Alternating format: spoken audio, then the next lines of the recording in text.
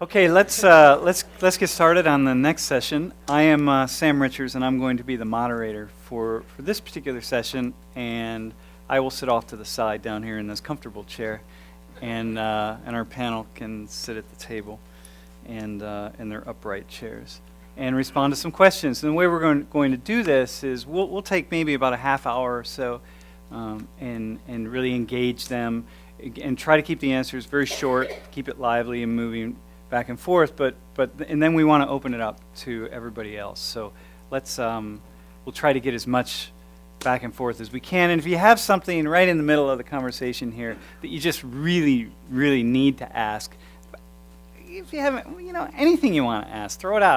I have a few questions, so maybe my questions aren't going to get us very far.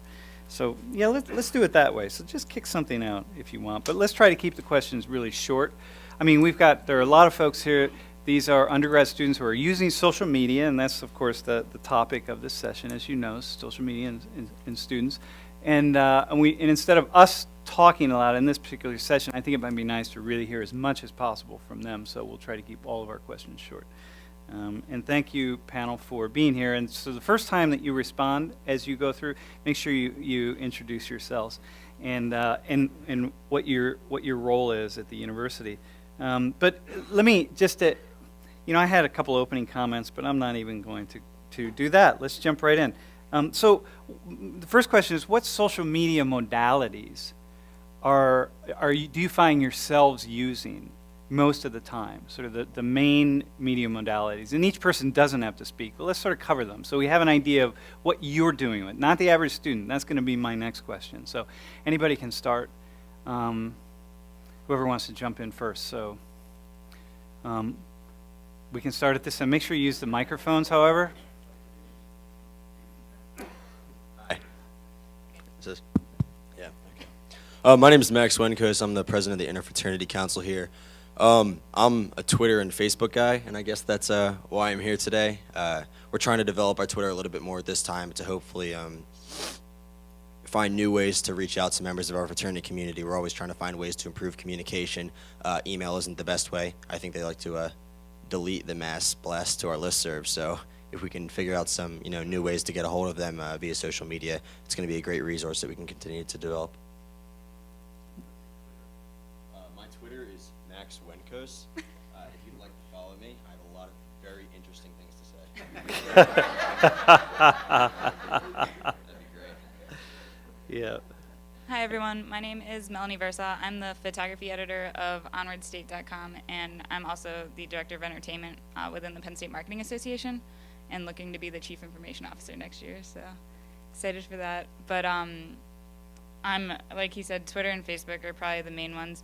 Onward State recently started utilizing a site called Yammer, where you shoot yams to people. I will let someone else down there talk about it more, because you're more Yammer enthusiast than I am. But Twitter and Facebook and LinkedIn actually is a new one. Since I'm actually in the business school, I've been starting to utilize that more, which is really interesting, meeting people through that site. I actually just recently got contacted by the president of the Marketing Association from 2005, who's like starting up a bunch of new businesses. It's really interesting meeting people on a site like that when you're kind of just getting into it. So that's my stuff. Works. Hello everyone, my name is Leonard Chang. I am involved in a few things on campus. I'm an on-campus representative for the undergraduate University Park Undergraduate Association. I'm involved in Nittany Nation, which is our student basketball section. We won yesterday, so I'm really happy about that. And I'm also involved in InnoBlue, an entrepreneurial startup group, nonprofit organization. I use Facebook, I use Twitter. I don't use Facebook as much. I am a huge Twitter user. I find it really easy to balance all the things I'm involved in, just to have one account so I can post about Nittany Nation, I can post about student government, post about InnoBlue. I just find it to be a huge resource. I get all my news from Twitter. I don't have to go on CNN. I just look at the trending topics, and I get the biggest news going on in the world and in the country. Hello, my name is Evan Calico. I am the standards editor and co-founder of Onward State. And the main social media sites that I use are, of course, Facebook and Twitter. And in Onward State, we also use Yammer a lot. Should I talk about Yammer? Okay. How do you spell that? Yammer. And Yammer is basically a sort of hybrid between Facebook and Twitter that you can use within an organization. Onward State does not have a physical newsroom, so to speak, and we use Yammer, basically our own private Facebook and Twitter, to foster community, get story ideas, coordinate photography, all sorts of things like that. And it's really helped us build our community, and it's been terrific in the few months that we've used it so far. My name's Eli Glazier. I'm the editor-in-chief of OnwardState.com and a co-founder. But I think in order, I guess I would use Twitter more than Facebook, which is surprising because I remember getting a Twitter in 2008. Davis was the one that suggested I get one, and I didn't really see a utility for it. But as I followed more people, I began to see the value in it, and it's at this point I use Twitter probably 10 times as much as I use Facebook, which I think as a student is not very common, but I guess we'll talk about that after. Hi, I'm Davis Shaver. I'm the publisher and also a co-founder of Onward State.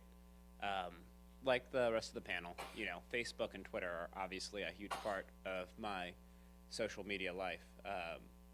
Yammer too, and one thing I'd add is that Yammer usage at Onward State is just the latest iteration in a process that's also involved Google Wave, Basecamp, just Google Docs, and it's a similar product in that space. I also use Quora, which is a social questions site, and I guess that's the majority of it.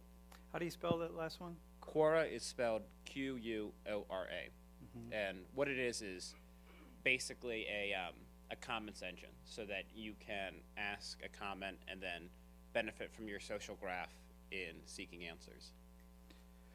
So let's do something quickly. Davis, while you have the microphone, and I should say Davis has 730 followers on Twitter. So Unfortunately. yeah, which we were talking at lunch about the pros and cons of that. But that's a lot of followers, right? I think I'm pretty LinkedIn, and I don't have anywhere near that. Tell us Onward State really fast. Can you give us the 30-second summary of what it is, if anyone doesn't know? Sure. Onward State is a student-run news website that operates, a website at onwardstate.com, in addition to Facebook and Twitter, which we view as separate editorial products that just fall under our Onward State brand. And you have yeah. about 4,000 views a day. Yeah, you're saying. we get about 4,000 visits a day. We have about 3,000 followers on Twitter, in addition to about 3,000 friends on Facebook. So. So this is pretty cutting edge. Okay, so tell us just quickly, and everybody doesn't have to respond to this, but the average Penn State student, to give us a sense of what's going on, how are they using social media and digital technologies and so on? For the common student, I'd say that Facebook is definitely still king.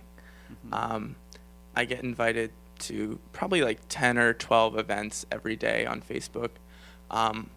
Which I delete them but I think Facebook is still, I wouldn't really have a social life without Facebook, because I wouldn't know what was going on.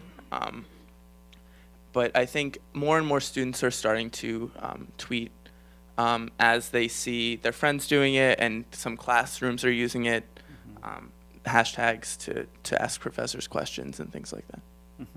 Anything else that somebody else wants to add about students? I think that Twitter usage has really expanded at Penn State among the student body in the last 2 years. And, personally, I account a large amount of that growth to Thon. Thon kind of embraced Twitter probably sometime last year, and it's kind of trickled down through the organizational structure. And as you guys all know, Thon is a huge organization at Penn State. So as you know, the overall committee used it to promote Thon's message. Committee members and organization members all began using it, and I think that drove a lot of growth here. So where Thon goes, we should follow, I think is the word. Melanie, did you have something to add about the average typical Penn State student? I was just gonna tap in on Twitter. I know when a lot of people first heard about it, they were saying, you know, this is stupid, why would I want to do this?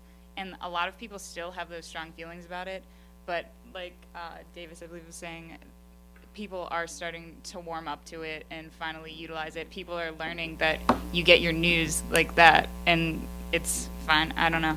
It's interesting to see it kind of turning over into a bigger deal now. So what about other modalities? I mean, I'm thinking YouTube. Obviously, everybody's on YouTube, but are they commenting? Is anybody using YouTube in an interactive way, or I mean, I do, but the average students, do you think? I wouldn't say the average student would comment. Uh-huh. Yeah, Oh, there we go. I haven't seen too many students using YouTube comments, and I personally don't. And my reasons for that are that most YouTube comment spaces quickly divulge into one of the worst cesspools I've ever seen of any sort of online community. Like, it could be a video about puppy, like roller skating or something cool like that, and then the most recent comments will be like, 9/11 is an inside job. Right. And it's just very hard to have an intelligent, on-topic discussion. But maybe on that's the YouTube. puppy's name, you know, and it just did an inside job. So, well, and I should add, at Onward State, right, so maybe you could respond to this for IFC work, but at Onward State, I mean, you all are getting lots and lots of comments. I was saying at lunch, you know, I look at a very provocative article in the Collegian, and I see 0 comments. But I go to Onward State, and an article is really not even that provocative, and there are 10, 20, 30 comments, and sometimes a lot more. So it is a space where people are really being engaged, and I think that's important. Do you have anything to add about the kind of typical? You guys mind if I talk without the microphone? Can everyone hear me? No, go ahead. Use the mic because it'll go to the camera. Okay. Oh, camera. Gotcha. All right. Well, I guess when I read the comments on an Onward State article, it's usually kind of Greek related. My experiences are that it's about 3 to 5 people that come on there. Usually 80% of them just accuse every single person I represent of some sort of debauchery and drinking ourselves into an oblivion and most things that actually don't happen. And then there's one person who goes on and defends us. I tend to not really read the comments under the other stories, though I do read them and use Twitter for all my news sources. At times, I think the comments are useful. I think I've actually maybe had this discussion with Davis or Eli or one of them, because they can fire me up when some random person comes in and misrepresents everybody that, you know, I'm working for, and I find myself in a hole having to defend themselves every single day. That kind of gets old pretty quickly. But it's important for people to have a voice, and I know the Collegian has actually pursued something similar where they also have comment section. I don't think it's quite as utilized as Onward State is. I also don't know how often people actually check out the Collegian's website for their news as opposed to actually reading the hard copy of the paper that's published. But yeah, I guess it's more of a benefit than a detriment. I wish, though, sometimes people in those comment sections would carefully consider what they're saying before they actually say it, and just make some sort of effort to validate their information before they just throw out every wild accusation they can think of. Well, keep in mind in a lot of those, that might be the administrators actually Yeah, responding. sometimes it is the administrators, Yeah. and I realize that, which Yeah. is extra We frustrating. find the ways to get our ideas out there. Hey, Yeah. let's talk about the classroom a little bit, like what happens in the classroom, because I think that's really important here in a learning community. So your professors, right? How are they using social media? I mean, what do you see? How are they using it? Let's talk about how they are using it as opposed to how they're not using it. What are you seeing? I just have a quick question. So there was an article in the Collegian recently about a classroom where they were starting to use Twitter with hashtags. Was that your classroom? No, No, it's so- probably Michael Olasky is doing that Okay, right now. someone. That's the only time I've heard of it. I haven't actually experienced that in any class that I've been in myself. But I thought it was really interesting and actually ended up writing a paper about that article for one of my classes because I think that there's a lot of potential for that. Students were commenting that through Twitter, they felt like they were a little bit more, or they were more easily able to express their own opinions or ask questions when they might not want to raise their hand in front of other students. And it kind of facilitated the flow of information and open discussion in the classroom, which I think is always a positive thing. Anyone who's been in a class at Penn State, I would say it's probably more rewarding when the students are participating. So I mean, if social media can be used to increase the level of student participation, I think that that's awesome. Mm-hmm. Mm-hmm. Yeah, I see that. We've done that in my class as well. I mean, I use a hashtag in my class, but do you have any thoughts? I had one of my classes, it was an MIS class in the business building that utilized Twitter. She tried to do the hashtag like MIS, bring whatever, and people weren't really into it. It was kind of right when Twitter was starting to pick up. She said that like she got her summer class to just always utilize it, but with everything else going on, just people weren't into it, which was interesting. But So you have one class, I only had one, yeah. one person using Twitter. Anything else? Right. I mean, yeah. I mean, this is informative, right? I mean, okay, yeah. Leonard. Engineer. So there's really not many uses for Twitter in the classroom, but I do find it interesting. I know Eli, Davis, they're in IST 445H, I think. They went on a trip to DC, and I mean, I'm not in the class, so they kept using the IST 445H hashtag, and it was really interesting to see what they were hearing in DC, and I could just follow it from my computer at here at Penn State. But how about some of your engineering professors? Are they engaging in social media and digital technologies? I mean, to be honest, social media is never ever brought up in the classroom. It's all technical, like math and engineering and. But you do a lot of group work and all, right? So do students do it themselves, or are professors participating? No, there's really no engagement in social media within the engineering realm, from my experience. Are there any engineering professors here? Okay, enough said. All right. Next time, can we hook that up? All right. Anybody else? Yeah.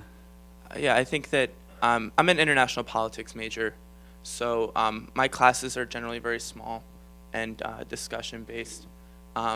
And taking the conversation outside of the classroom onto the internet hasn't really occurred. Professors use Angel, which I don't really like. Maybe you do, I don't know.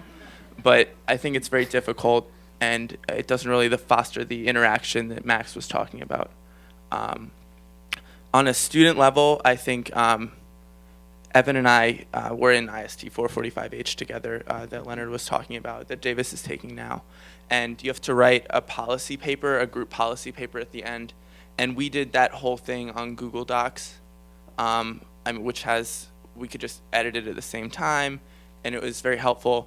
But we weren't really given that guidance by our teacher. It was just something we decided to do by ourselves. And yeah, so. Mm-hmm.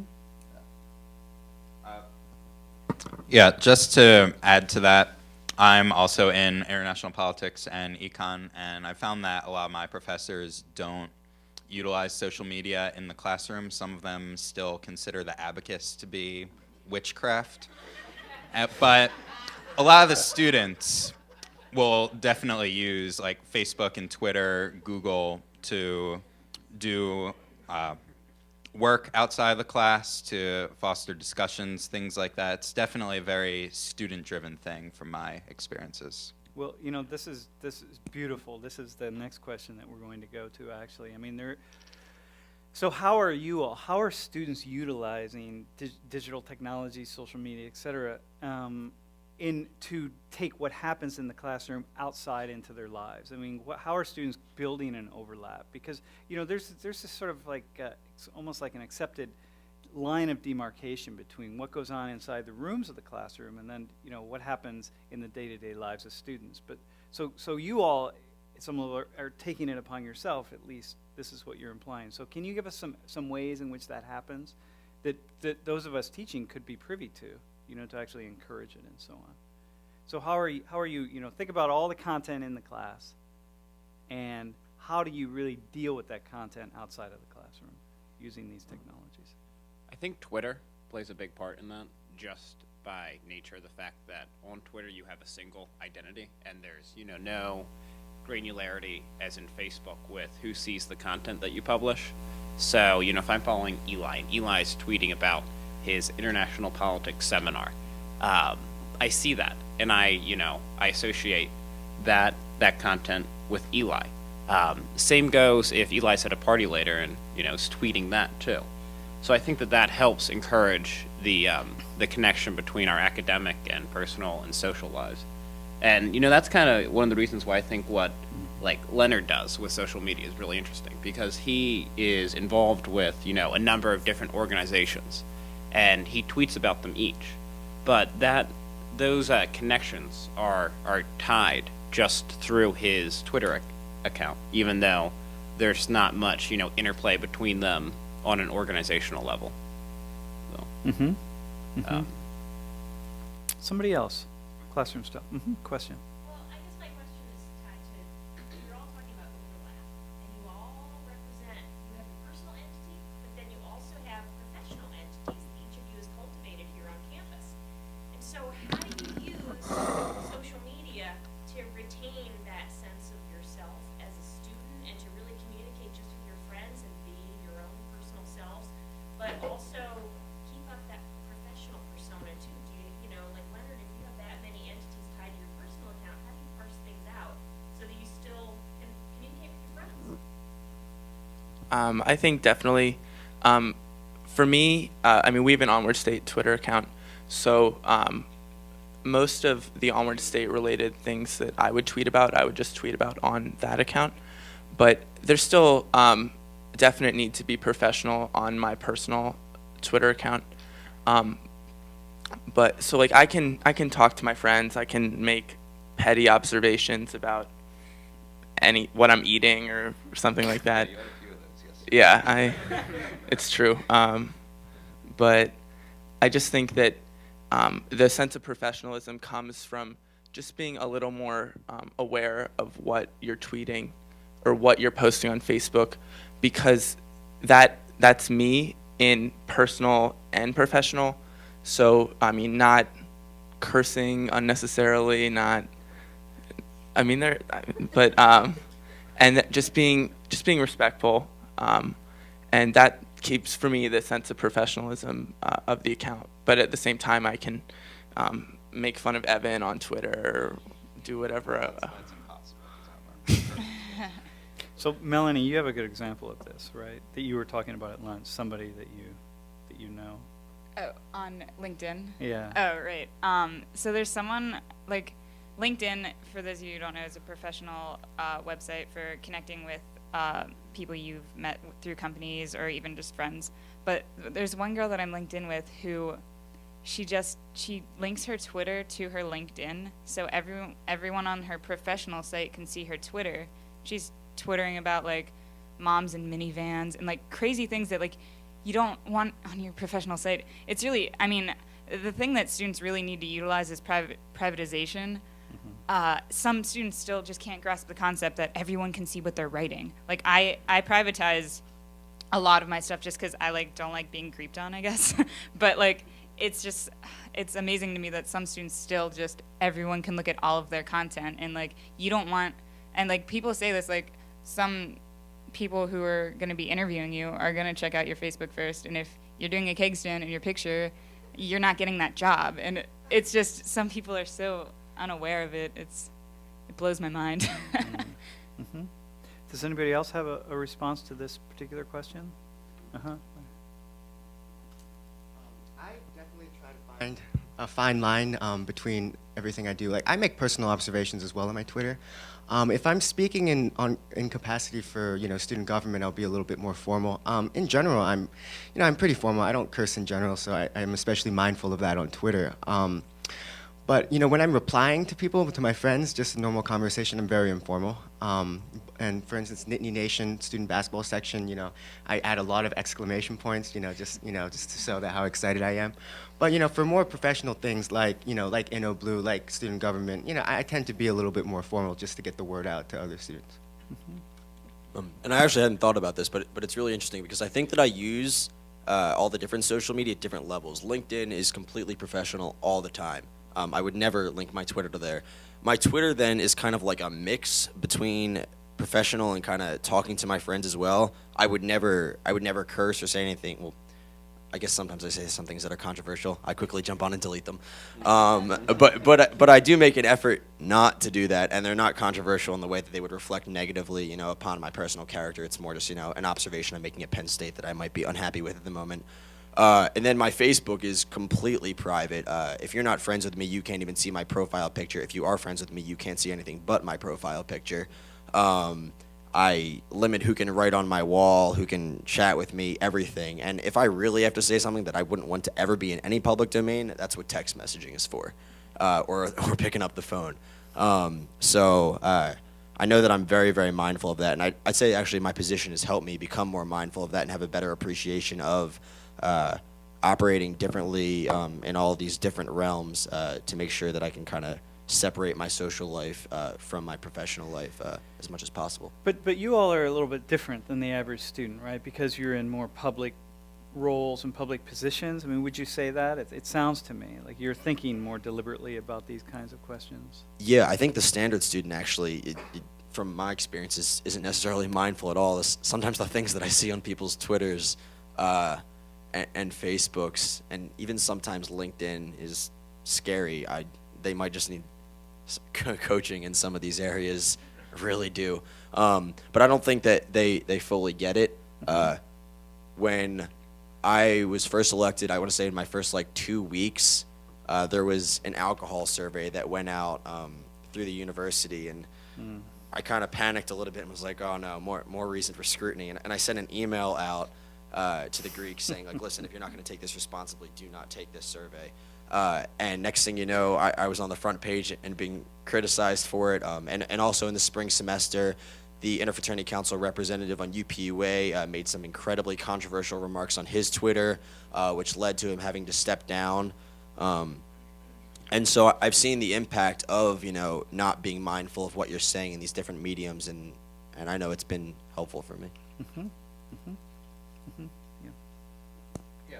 Just to add to that, I think regardless of if you're a student leader or just a regular student, that you should be mindful of different things that you're posting on social media. For instance, my Twitter is protected, so you can only see what I write if I let you. The downside to that is that I can't tweet at Kanye West to let him know what my favorite Kanye West lyric is, but the upside is that employers can't see that I'm telling Kanye West what my favorite Kanye West lyric is. So there are two sides to every story. I won't. Go ahead. Yeah. I just wanted to go back to a comment you made earlier about Angel. I'm just very curious about this because I use Angel in my courses. Does anybody here at the panel like Angel? How is it used in your courses? Do you find it an effective way to communicate with your friends and say in a group project within that class? No. No one likes Angel. One of my courses, for whatever reason, every time they send an email from Angel, it sends 7 emails. 7 of the same emails. Yeah. What? Yeah. Big disconnect between the university in terms of how we think we should be communicating with each other about group classwork and group work. That's always been my assumption is that, okay, you're all in this class together. It's so easy then to just send an email out to the kids that are in your class. You know their email addresses, there's a list. Yeah, the only thing Between what we think and what they're really doing. The only thing Angel I really utilize it for, other than checking my grades and getting the lessons off of it for communicating with other students, is getting the course roster. That's helpful. But I don't think I've ever sent out a mass message to the class about anything. We generally just exchange emails and use Gmail for it.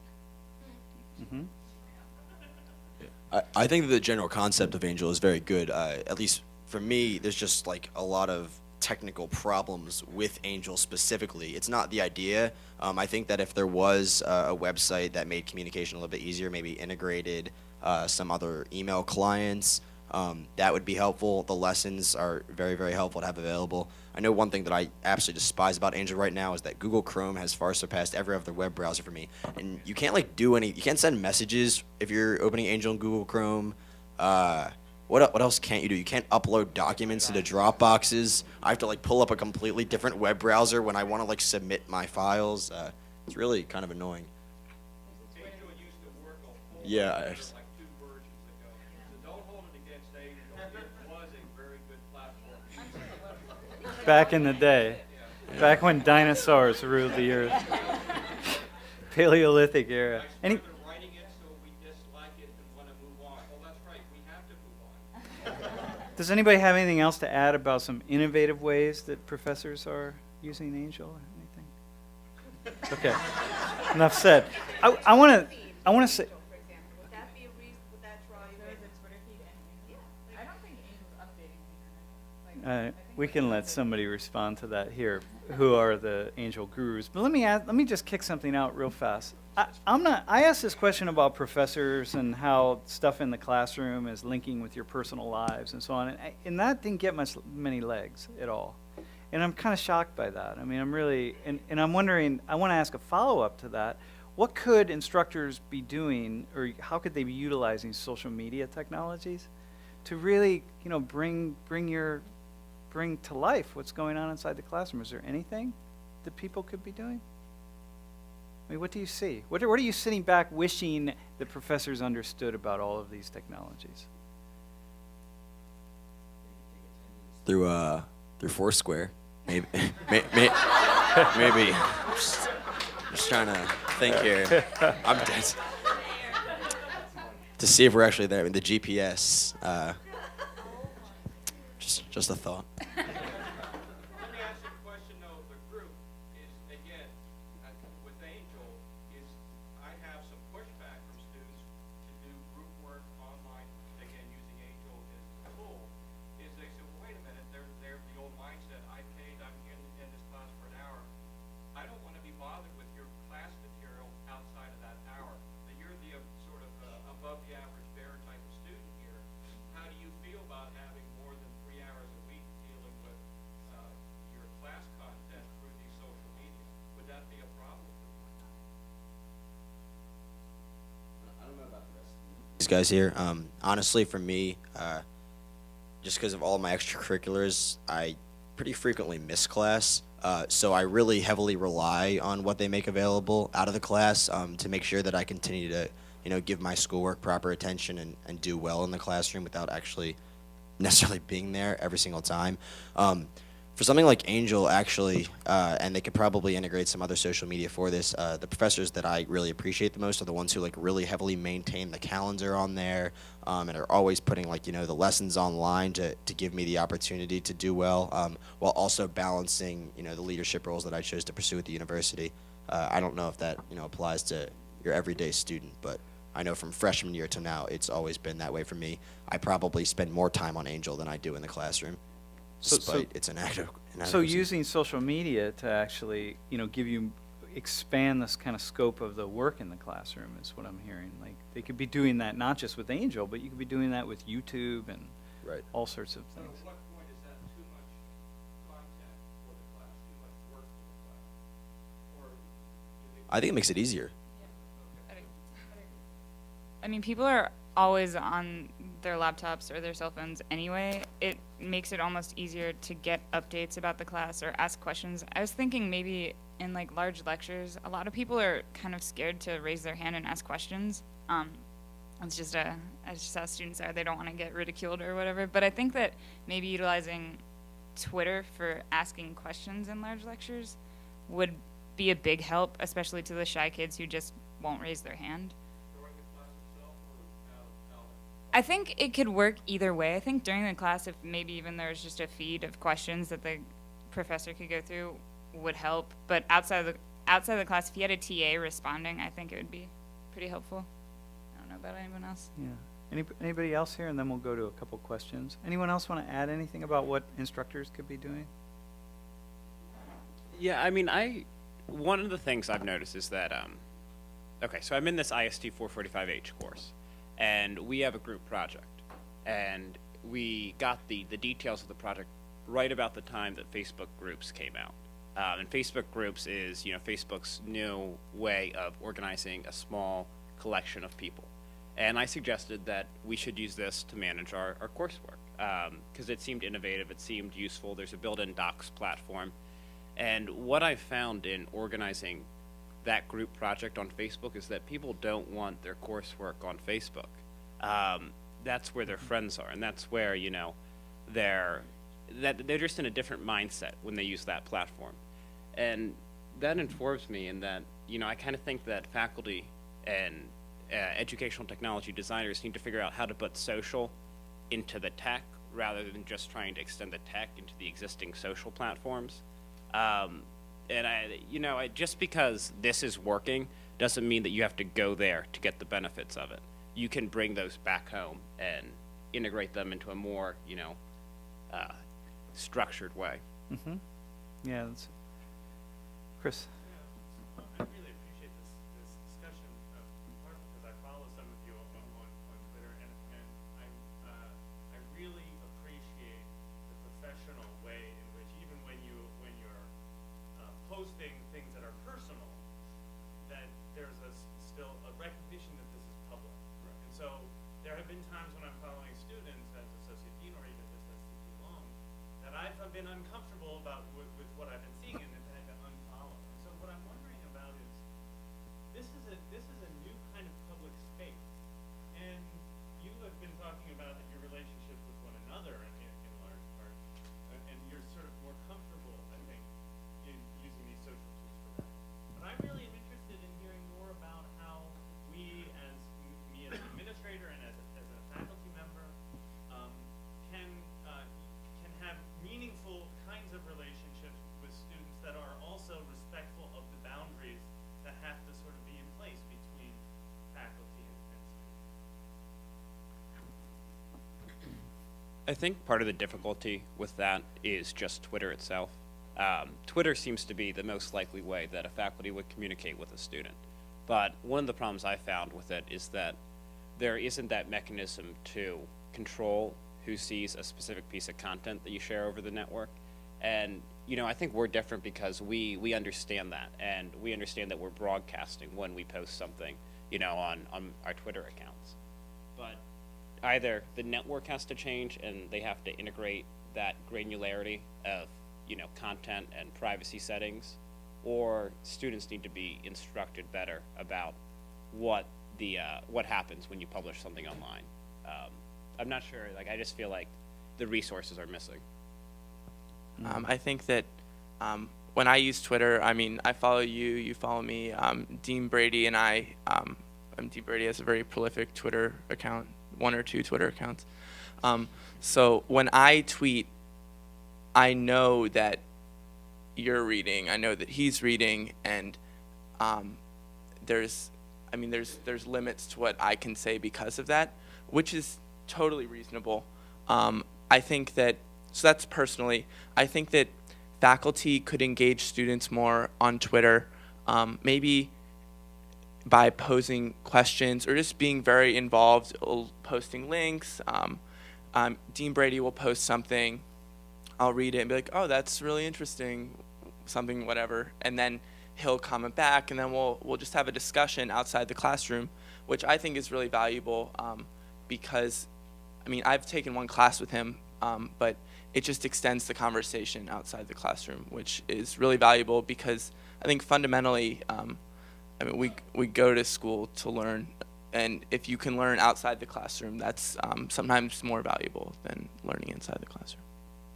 It's where most learning occurs, I'm afraid. One thing I'd just like to add, in general, with Twitter, questions get responses. Notice that sometimes I'll tweet something and no one will say anything. I'll feel a little bad about that. But then I'll say, like, hey guys, I have a funny joke.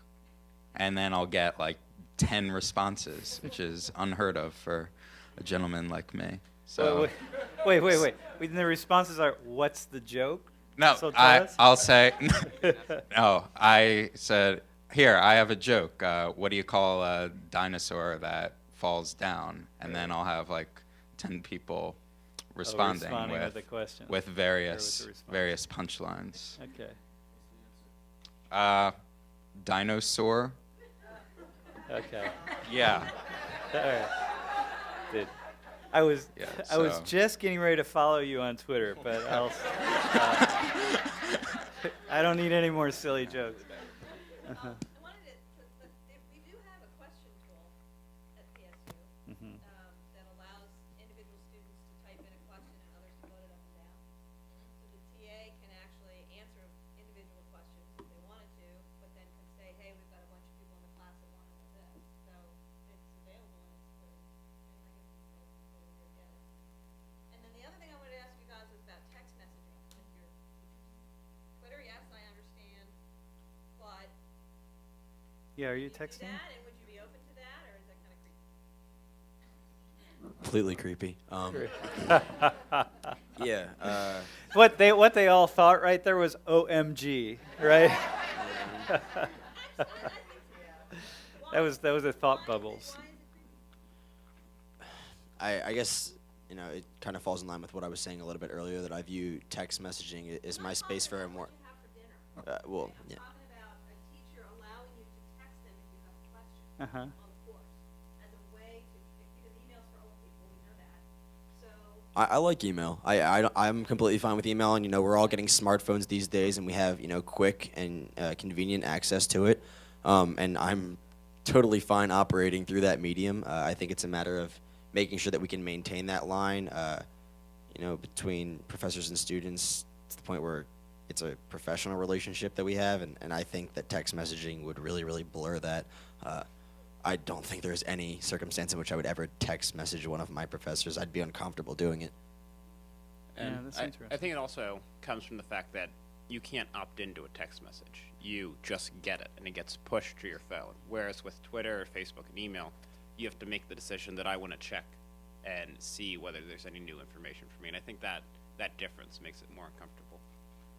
I've only ever texted one of my professors, but it wasn't like a classroom related thing. He's like my buddy, if that's weird. Which it is, I guess. But no, I don't think students would be open to that. And like, I know we're just six kids like who are more social media gurus, I guess. But I think that students would generally be creeped out about that. I just don't think it would be something that they would want to do. I know, but I feel like, I don't know. I feel like calling would even be a better option, just because if you have like a question that you really have to get out, I would think calling would be better than texting anyway. I don't know. Wow, this is fascinating. Yeah. text me, they text it, and a couple of them have, and I have no problem.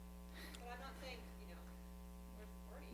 But it's interesting. Where's the There's a PTY? line- Yeah, there's a line here, it seems, that is very personal and private. Yeah. And that is where it's crossing some kind of line. Even though I'm emailing you and you're getting it on your phone, what's the difference? If I send you a text message on your phone or if I email you? It's a phone number. I may not. Yes, so you know that's it. You don't No, but I mean, there is that personal, suddenly we become. No, but what I'm hearing here is what I just heard from Melanie was, I'll give you my phone number, but call me, don't text me. Right. Totally not. You've never Which seen is all yeah, this, that's. right? Yeah. Leonard, do I you mean- have something to add? I think it's creepy as well, but I wouldn't mind, I think it could be a useful tool. If I have a question at, let's say, 10 p.m., I could text message my teacher. And I think what makes it less creepy is having a Google Voice number. So your professor doesn't actually know your actual number. You have kind of like a pseudo number to use. This is wild. Does every student in your class have access to your cell phone number? Have you ever gotten like a drunk text message? I just feel like that would inevitably happen. You're about to, right?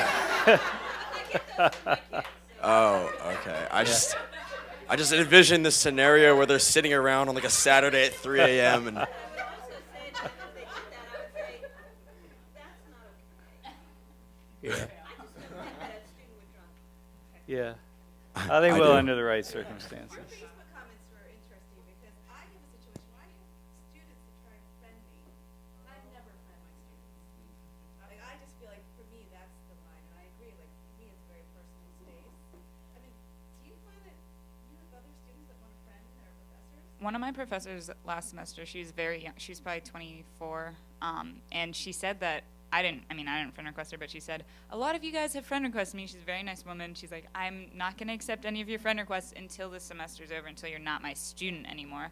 But even then, I feel like, why would you want to be Facebook friends after that? But it's weird. Most of my Facebook friends are students, I should add. So, uh-huh.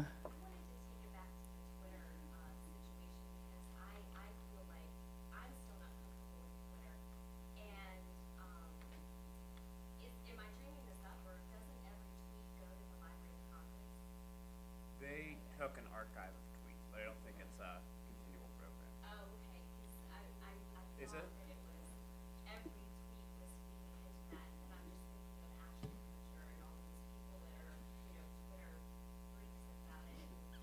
It seems to me like that would need that as a more professional way of social media than, you know what I'm saying? Mhm.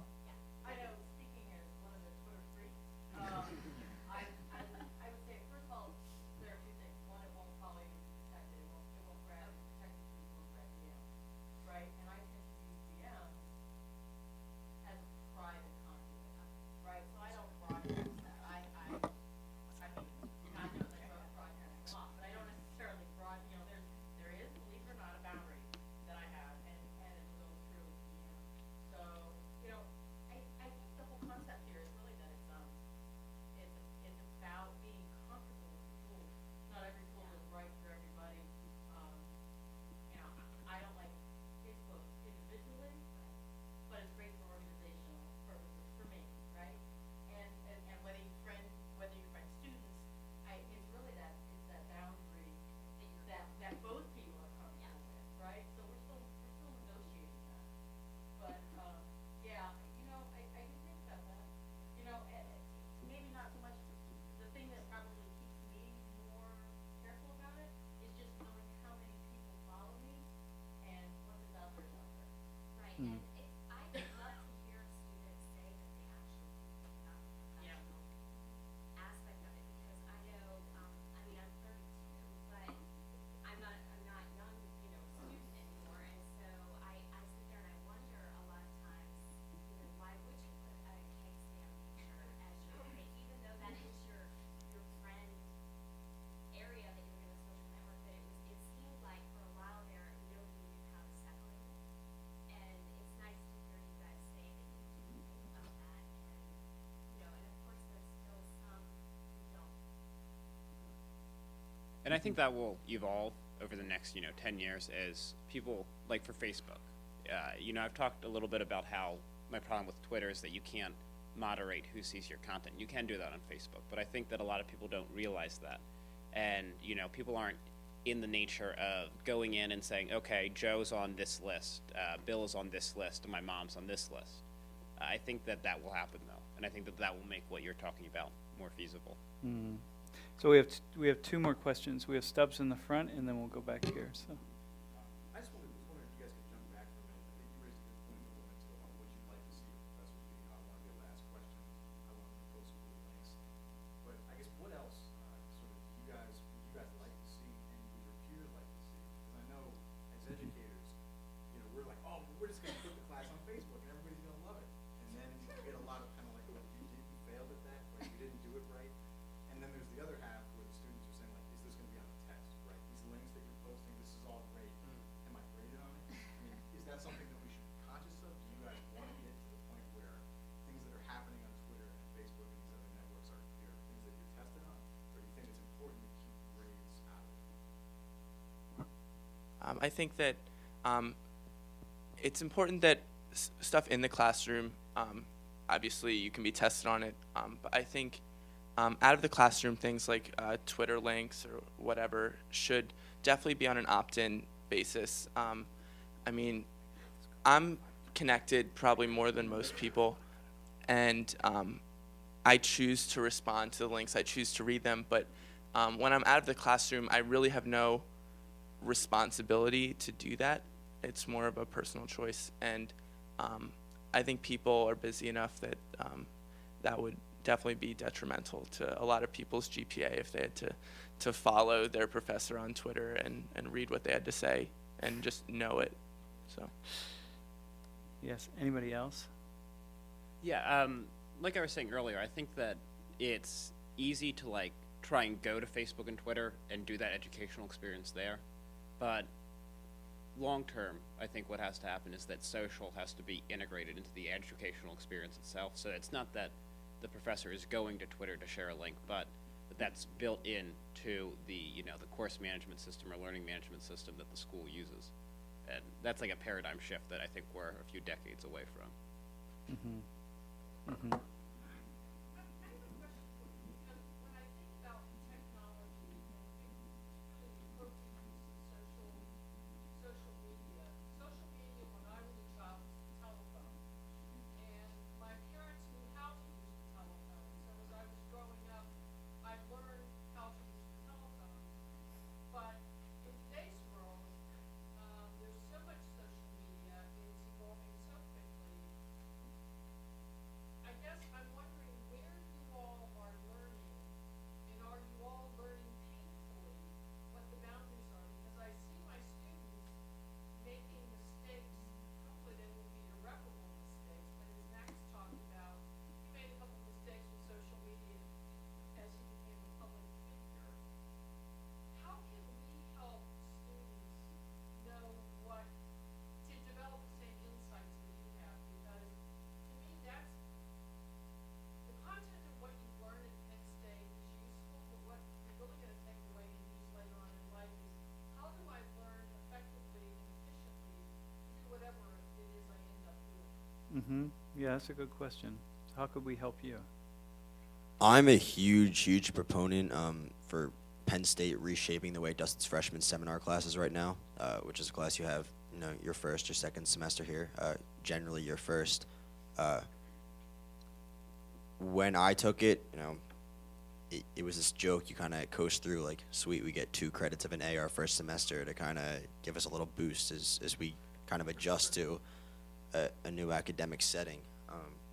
It would be way more helpful for students if it was kind of preparing us for some of the obstacles we were going to face, some of the different situations that we would find ourselves in.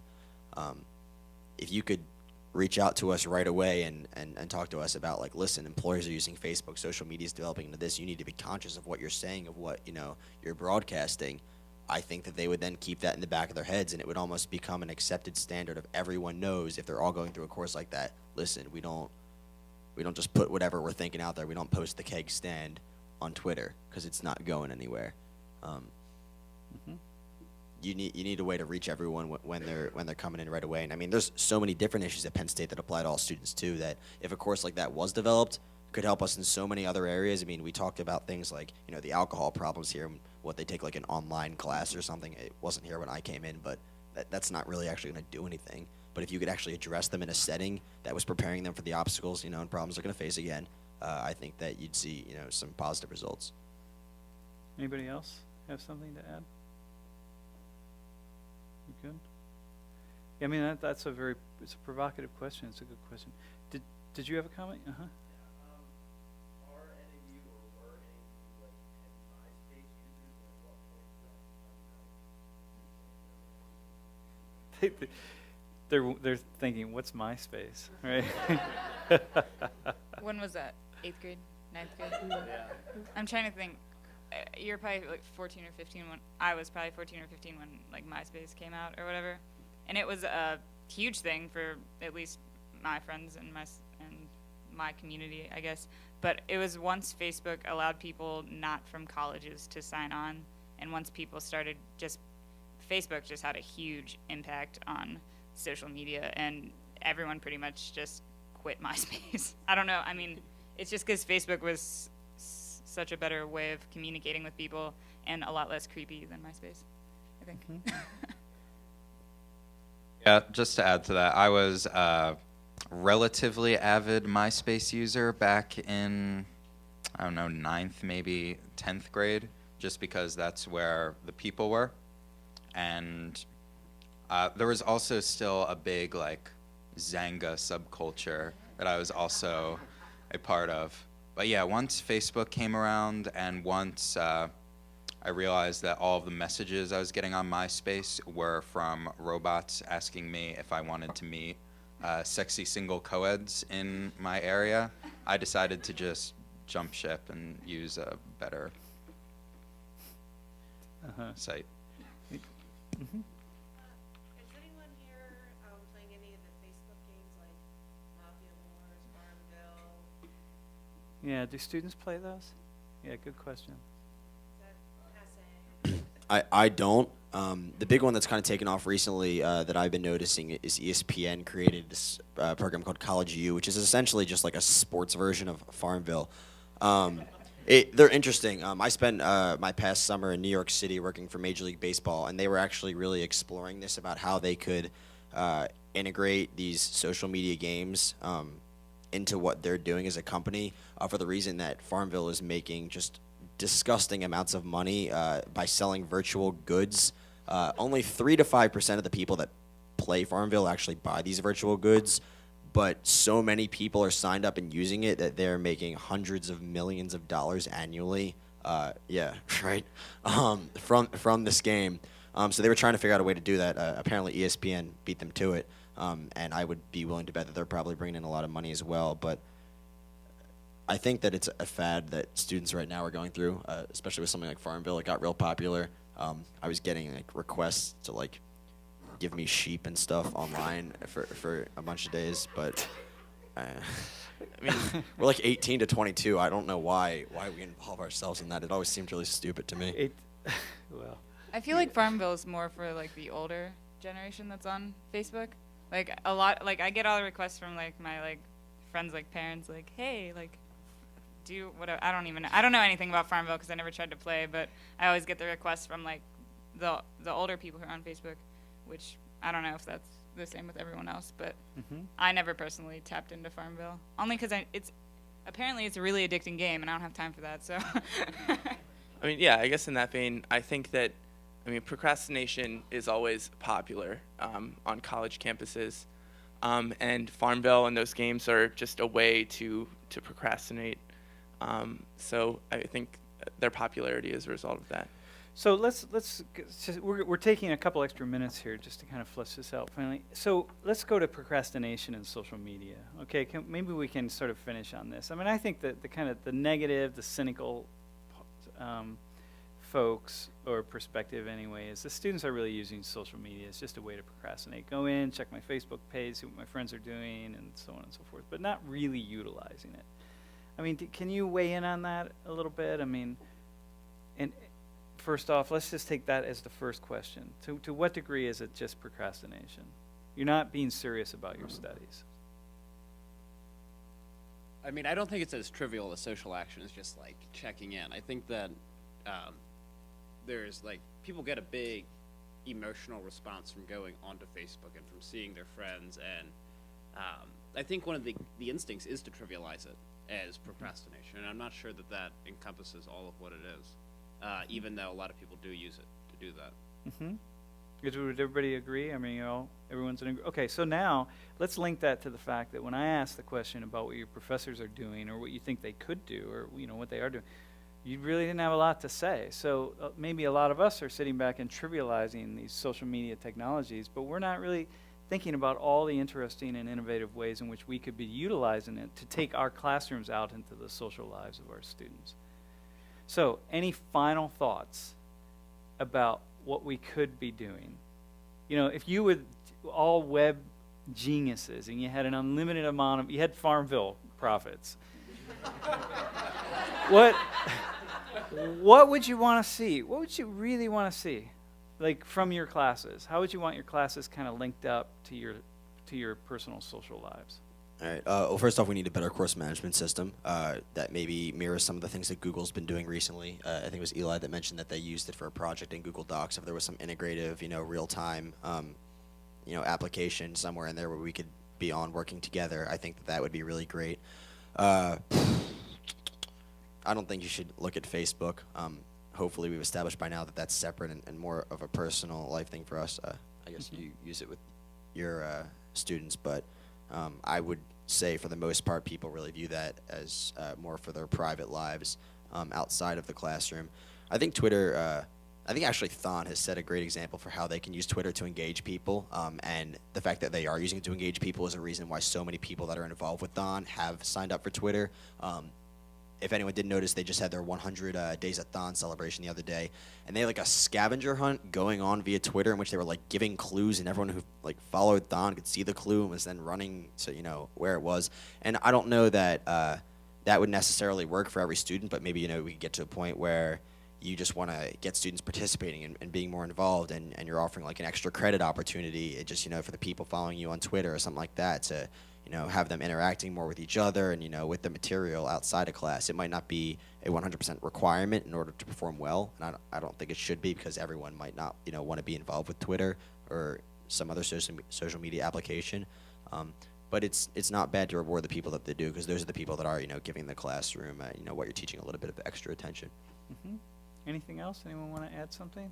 What you'd see in your ideal world? Well, I mean, we made the point on the panel, I guess, that Facebook is kind of a different space than the academic culture, but And- I think the fact remains that 500 million Facebook users can't be wrong. There is a strong, that's a strong endorsement of the modality of interaction on Facebook, and if there was a way to crystallize those and bring them back into, Angel or whatever the next version of it is, I think that's powerful.